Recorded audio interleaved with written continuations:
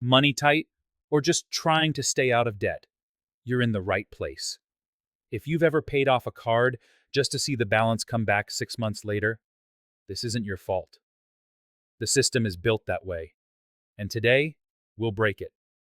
Whether you're paying things down, just got free, or trying not to fall back in, this video gives you a 6-step firewall that keeps debt from creeping back, even when life gets messy.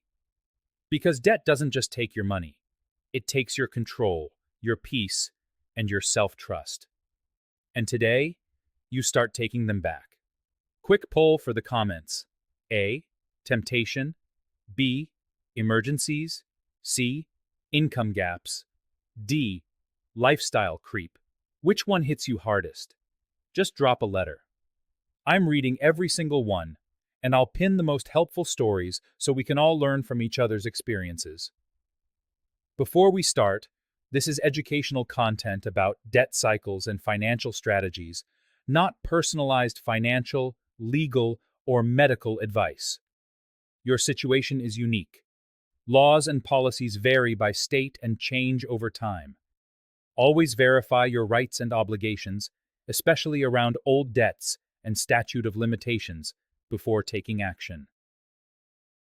If you've ever wondered why debt always seems to return, even after doing everything right, it's not because you're bad with money. It's not because you lack discipline. It's because the system often works best when you're almost free, but never completely free. Let me show you why debt keeps coming back, and more importantly, how to stop it for good. 3 traps feed the cycle, and they're working together right now. The economic gap. The cost of living grows faster than wages for most people. Housing, healthcare, education, all outpacing what you earn. Credit fills that gap between what you make and what survival costs. When your income doesn't cover baseline expenses plus occasional emergencies, you don't stop having expenses. The spending doesn't stop. It shifts from cash to credit. The brain loop. Stress triggers spending because your brain seeks relief. You buy something small to feel better. Then guilt hits because you spent money you needed for something else. That guilt creates more stress. And when you're stressed, your brain seeks relief again, through spending. It's a cycle that feeds itself, and it's not a character flaw. It's neurobiology. The system incentive. Card issuers often earn more revenue when you're stable enough to keep paying, but stretched enough to carry a balance month after month. Not when you're defaulting completely, not when you're paying in full every month, but when you're in that middle zone, functional but stuck. That's often where the system is most profitable. That's the trap. You're not imagining it. You're not paranoid. This is how incentives line up in a credit-driven economy. But there's a way out. And it starts with 6 moves that protect your peace and your wallet. Step 1. Build your firewall, the 0-month fund. Before investing or paying extra beyond minimums, build 1 full month of expenses in cash. 1 complete month, not 2 weeks. Not a little bit saved up. Rent, food, utilities, gas, insurance, car payment if you have one, phone, internet, everything you'd normally cover in 30 days. This isn't money you touch for wants. This isn't money you invest trying to grow it. This is your firewall. Your line between inconvenience and panic. Between handling an emergency and going back into debt. Here's why this matters so much. Think about the last time you went back into debt or came close. What happened? Probably something broke. Your car needed a repair. You had a medical bill. Your hours got cut at work. Something came up that cost more than you had sitting in your checking account at that moment. And in that moment, you had a choice. Drain everything you have and be completely broke until the next paycheck, which means you can't buy groceries or gas or handle anything else that comes up. Or put it on a credit card, telling yourself you'll pay it off quickly. You chose the card because it seemed like the only option. And that's the moment debt came back. But if you have 1 month's expenses sitting in a separate account, let's say $3,000 or $3,500, that emergency comes out of your firewall fund. You pay cash. It hurts to watch that money leave, but here's what doesn't happen. You don't go into debt. You don't start paying 24% interest. You don't break the psychological barrier of, I'm borrowing again. Then, over the next 2 or 3 months, rebuilding that fund becomes your number one priority. You tighten up temporarily. You cut non-essentials. You hustle a little harder if you can. And you get that money back into the fund before anything else major happens. When emergencies happen, and they will, this fund turns a crisis into a transaction. A manageable, annoying transaction instead of a debt spiral. Start small if you need to, $500 first, then $1,000, then $1,500. Keep going until you hit 1 full month of your actual expenses. If you can save $200 a month and your monthly expenses are $3,000, that's 15 months to build a fully funded firewall. That might sound long, but compare it to the alternative, falling back into debt and spending 2 or 3 years paying it off at 24% interest while stress destroys your sleep and your peace. The math is in your favor. Build it once, protect it fiercely, and you're protected. Name it something that matters. Firewall, 1 month, or Freedom Fund, or Emergency Only. Do not touch. Every time you see that account, you need to be reminded what it's for. Keep this money in a high-yield savings account separate from your checking. Not in checking where you see it every day and get tempted. Not in investments where it might lose value right when you need it. In a high-yield savings account where it's safe, accessible within a business day if you need it, but not so convenient that you dip into it for once. And here's the part most people miss. Every time you spend from it, your next goal is simple. Rebuild it first. Before fun spending, before upgrades, before treating yourself because you've been so good. Rebuild the firewall first, because you can't stay debt-free without a cushion that catches you when you fall. Type firewall in the comments if you're committing to building this. Step 2. Automate before you see it. Here's a truth that most financial advice skips. Willpower doesn't work forever. It works for a while. Then life gets hard, or you get tired, or you get distracted, and willpower fails. That's not a character flaw. That's being human. Automation works forever. Set it once, and it runs on autopilot, protecting you from yourself. Here's what you automate, and you set it up to run the moment your paycheck hits your account. Before you see the money, before you can think about it, before you can be tempted. 1 automatic transfer to your 0-month fund if you're still building it. Pick an amount right now. Maybe it's $150. Maybe it's $200. Maybe it's $100. Whatever you can consistently save without making your life impossible. Set it to disappear from your checking the same day or the day after your paycheck arrives. Automatic minimum payments on all your debts.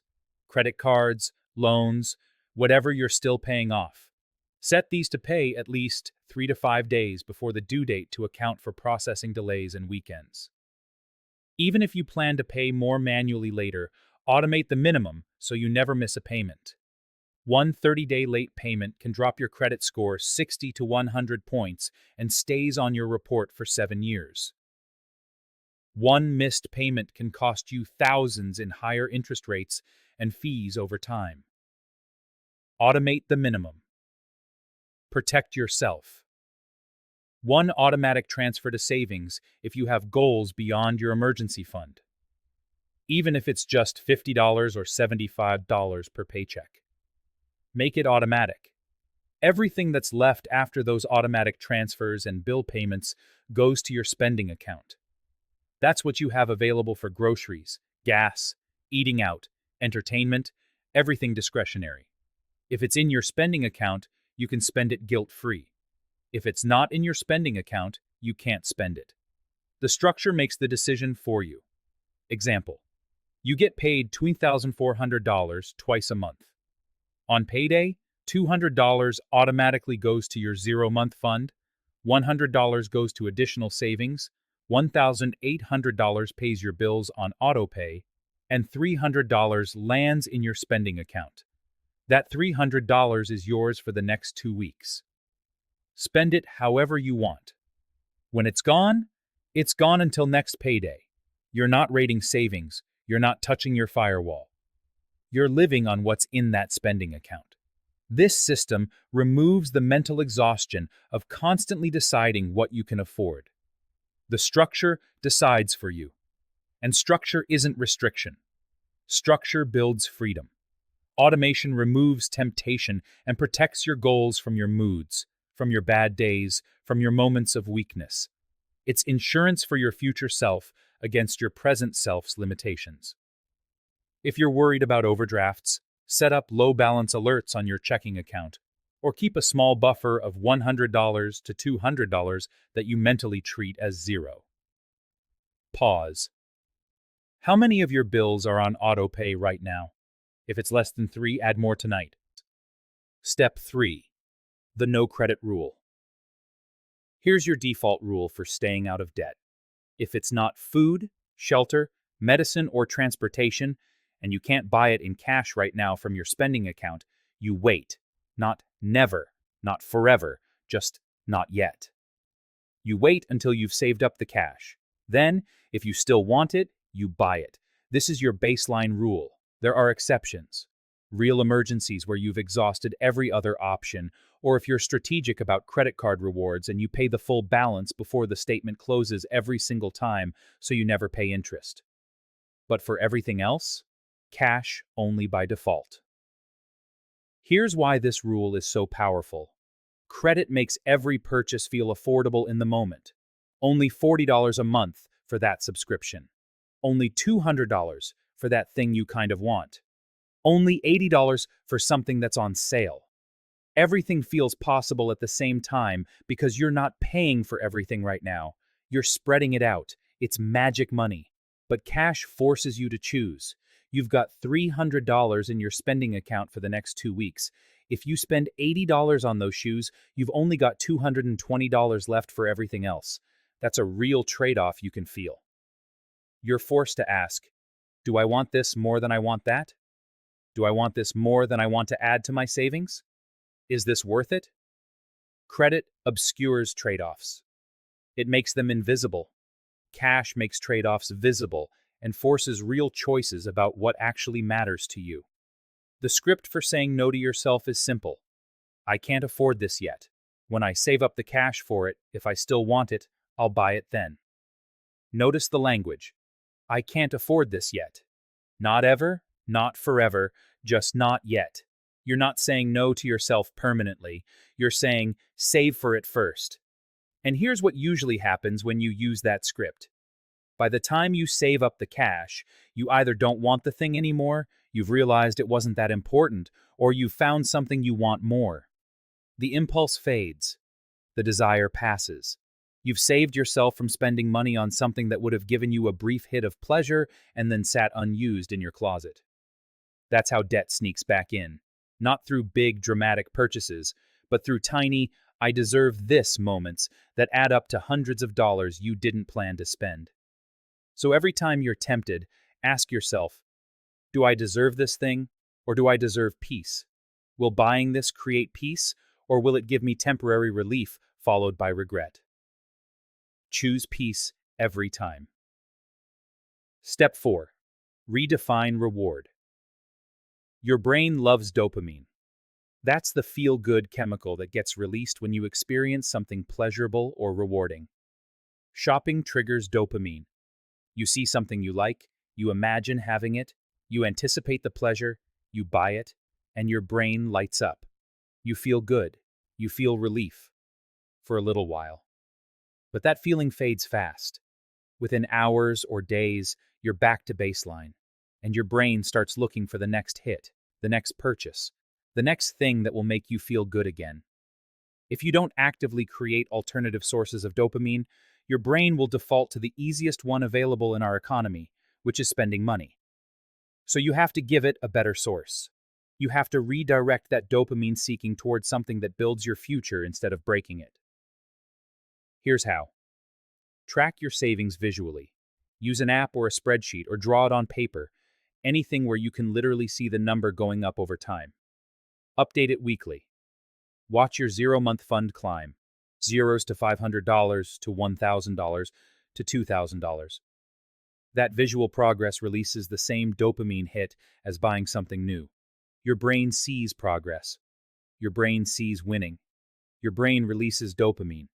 You feel good about saving, which makes you want to save more. You're not killing the dopamine response. You're redirecting it towards something that serves your freedom instead of trapping you. Celebrate milestones. 30 days without using credit for non-essentials. Your 0-month fund hitting $1,000, then fully funded. 3 months of staying perfectly within your spending account without touching savings. Each one of these is a win that deserves recognition. Tell someone. Post about it. Mark it on a calendar. Your brain needs to register achievement. Your brain needs to associate discipline with reward, not just with deprivation and sacrifice. Make a list of 10 free or cheap things that make you happy. Pause right now and actually make this list. Things that cost less than $20 or are completely free. Hiking a trail you love. Movie night at home with friends. Free museum day. Picnic in the park. Reading a library book. Calling a friend for a real conversation. Playing a game you already own. Sitting outside with coffee. Working on a hobby you have supplies for. Keep that list somewhere visible. When you feel the urge to buy something for an emotional boost, when that "I deserve this" feeling rises up, pull out that list and pick one of those instead. You're not killing joy. You're redirecting your brain towards sources of joy that don't cost money and don't create debt. The goal isn't to kill dopamine. It's to redirect it toward freedom. This takes time, maybe 6 months, maybe a year, but eventually something shifts. The anxiety of carrying debt starts to feel worse than the temporary pleasure of buying something new. The calm of watching your savings grow starts to feel better than the dopamine hit of a purchase. You're rewiring your brain's reward system. It's hard at first. Then it becomes automatic. Then it becomes who you are. What's one free thing from your list that you'll try this week? Drop it in the comments. Step 5. Watch for red flags. Debt re-enters quietly, not dramatically. It doesn't come roaring back with a $10,000 purchase that destroys everything overnight. It seeps in through small cracks, through moments of weakness, through entry points you didn't recognize as dangerous until it was too late. Here's how to spot it early. 0% balance transfer offers when you don't have a written payoff plan. You see an offer to transfer your balance to a card with 0% interest for 18 months. It sounds smart. It sounds strategic. But here's what often happens. You transfer $5,000. You feel relief. Then your old card has $5,000 of available credit again. And you start using it for small things, $200 here, $300 there, because you tell yourself you'll pay it off quickly. 18 months later, you still have $5,000 on the balance transfer card because you've only been paying minimums, and you've got $3,000 in new debt on the old card. You went from $5,000 to $8,000 trying to solve the problem. Skip these offers unless you have an exact written plan. I will pay exactly $270 per month for 18 months to eliminate this completely before the promotional rate ends, and I will not charge anything new on any card. If you don't have that plan in writing, it's a trap. I'll pay it off next month. This is the most expensive lie in personal finance. You put something on a credit card telling yourself it's temporary. You'll pay it off next month when you have more money. But next month comes and something else comes up. You don't have the full amount to pay it off, so you pay some of it, or just the minimum. And now you're carrying a balance. Now you're paying interest. Now you're back in the cycle.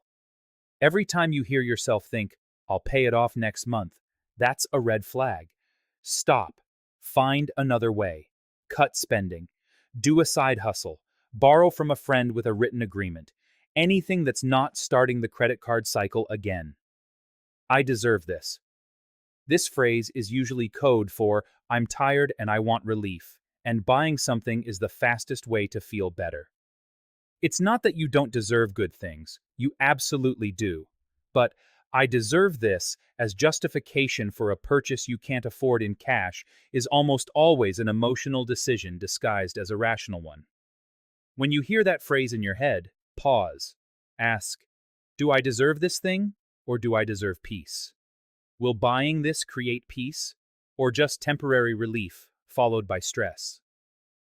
Lifestyle envy. You see what your friends or coworkers have: newer cars, nicer apartments, better vacations, designer clothes, the latest tech. And you start feeling behind. You start feeling like you're missing out. You start feeling like you deserve those things too, because you work just as hard. That feeling is an entry point, because you're comparing your real life, your behind-the-scenes reality, to their highlight reel. You don't see their credit card statements. You don't see their stress. You don't see what they're sacrificing or risking to maintain that appearance. Your peace is worth more than their performance. The 48-hour rule is your best defense.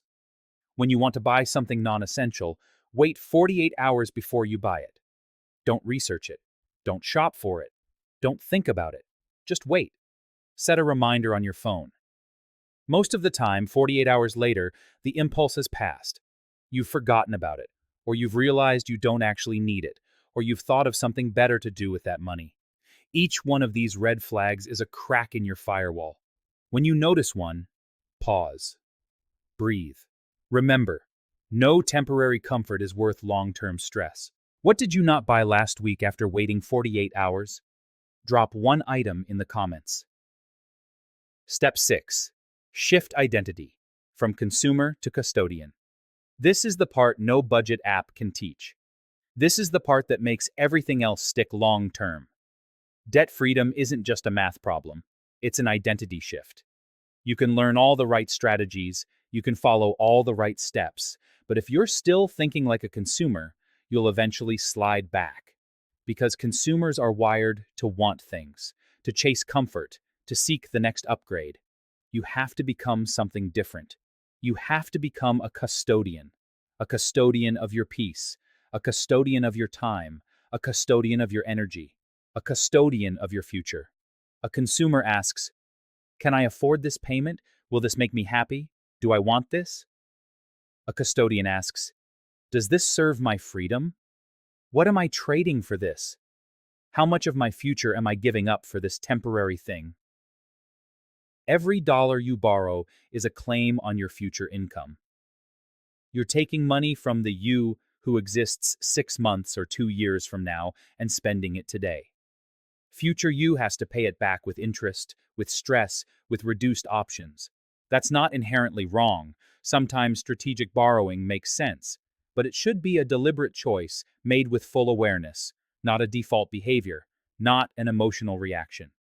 Here are 3 signals that you've made the shift from consumer to custodian. Signal 1. You delete promotional emails without opening them. You're not in the market. You don't need to know what's on sale because you're not buying things you don't need, regardless of price. Consumer, you clicks every sale email to see what you can get. Custodian, you deletes them without opening because your attention and desires are not for sale. Signal 2. You enter stores with a list, get only what you came for, and leave. You're not there to browse. You're not there to discover new wants.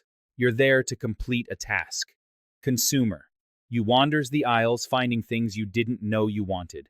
Custodian, you gets exactly what you came for and leaves. Signal 3. When you see any deal or offer, you ask, how much freedom does this cost?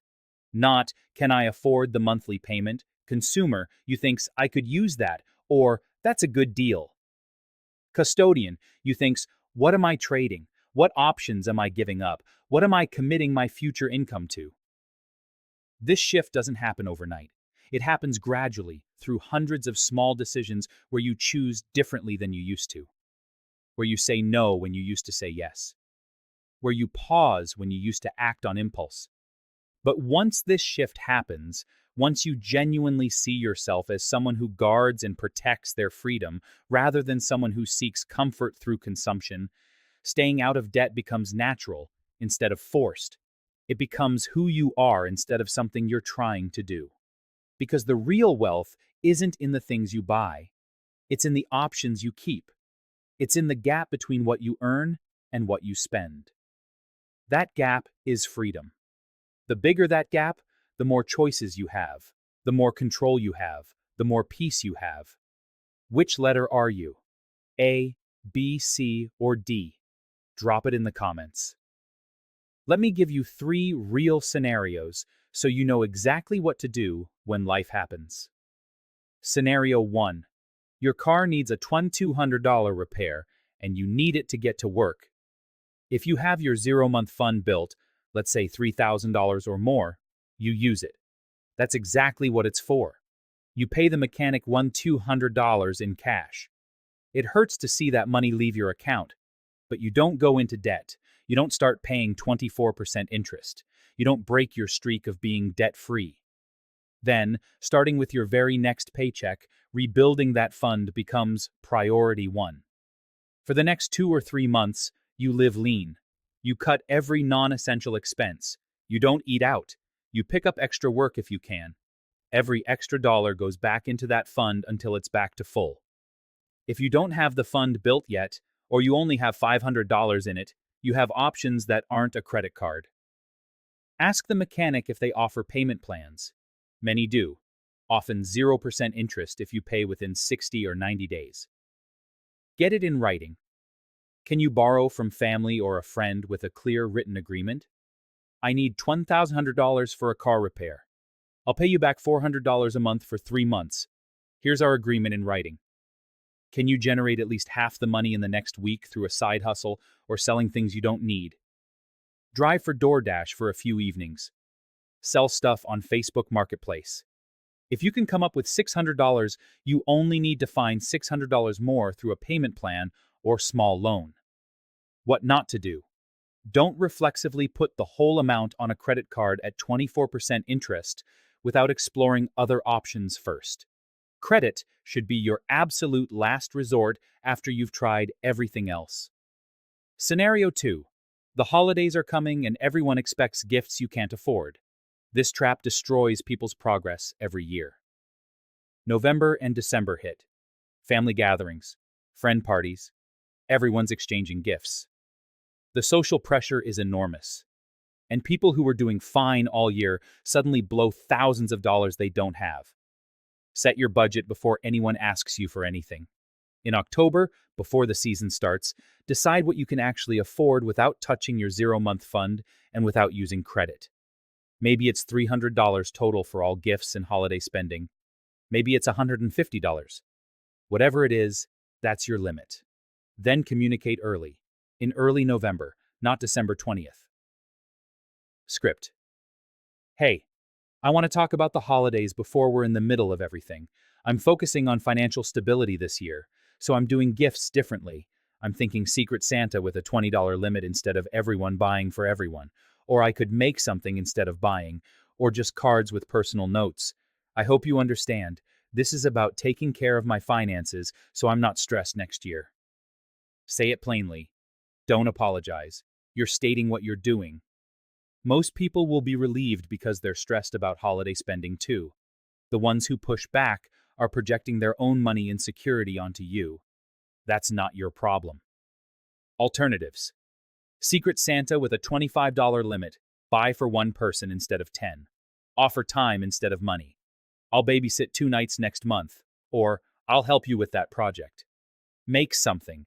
Baked goods, photo albums, crafted items. Write real cards that say something meaningful. For events you can't afford. I'll be at the ceremony, but skipping the bachelorette weekend, my budget won't cover it. No justification needed. Real relationships survive boundaries. Scenario 3. You get a $3,500 medical bill your insurance didn't cover. Do not pay it immediately. Do not put it on a credit card immediately. Medical billing is more negotiable than almost any other debt. Call the billing department. I received a bill for $3,500. I want to pay, but need to discuss options. Can you review my income to see if I qualify for charity care or financial assistance? Many hospitals have programs that reduce or eliminate bills based on income. They won't offer automatically. You must ask. If you don't qualify, ask about payment plans. What payment plan options are available? Most providers offer interest-free payment plans. $3,500 over 24 months, each yours $145.83 a month at zero interest. Compare that to a credit card at 24% APR. Same monthly payment would take 31 months and cost you $982 in interest. You'd pay $4,482 total for a $3,500 bill. Ask for an itemized statement. Look for errors, wrong quantities, duplicate charges, services you didn't receive. Medical billing errors are very common. Challenge anything that doesn't look right. Ask, what would you have accepted from insurance for this? Can you bill me at that same rate? Insurance rates are often much lower. Important. Before responding to any collector about medical debt, ask in writing who owns the debt, date of first delinquency, whether it's within your state's statute of limitations. Don't make partial payments that could restart the statute clock without legal consultation. Important. Don't delay necessary medical care because you're negotiating bills. Handle care and financial terms in parallel. Only after exhausting all those options, charity care, payment plans, negotiation, consider using credit, and only for the smallest amount you absolutely cannot cover otherwise. Medical debt has more flexibility than almost any other kind. Don't let panic push you straight to a credit card when better options exist. Try this. Tonight. Before you scroll away, take one small action tonight, not tomorrow. Tonight. Move $50 into a new account named Firewall 1 month. That's your start. Or set up one automation for your next payday. Or delete every credit card offer in your inbox without opening them. Or write your list of 10 free things that make you happy. Small steps repeated consistently build permanent freedom. Remember, the system profits when you forget. So remember this. Firewall first. Automate second. Cash only third. Drop your letter in the comments. A. Temptation. B. Emergencies. C. Income gaps. Or D. Lifestyle creep. Which one hits you hardest? Your answer might help someone else realize they're not alone. Legal note. Laws and bureau policies vary by state and change over time. This video is education, not legal advice. We encourage understanding your rights and obligations before making payments. Don't acknowledge or pay old collections before checking your state's statute of limitations. If this helped you see the traps more clearly, hit subscribe. The next video covers how to rebuild credit after setbacks and how to protect yourself from medical debt without panic. Resources in the description. Budgeting templates, emergency fund calculators, scripts for negotiating medical debt, links to high-yield savings account information. Screenshot this moment. The moment you decided staying free matters more than temporary convenience. The moment you chose long-term peace over short-term relief. Because staying out of debt isn't about perfection, it's about protection. And you can start protecting your freedom today. Because debt doesn't just take your money, it takes your control, your peace, and your self-trust. Every time you promise yourself you won't go back and then do, you erode your belief in your own promises. Every step you take back toward control rebuilds both your wealth and your confidence in yourself. You are not your balance. You are not your past mistakes. You're someone learning to stay free for life. Now go. Move that $50. Set up that automation. Delete those offers. Take back control. You already know how to break free. Now you know how to stay free. That's the difference between surviving the debt cycle and ending it forever.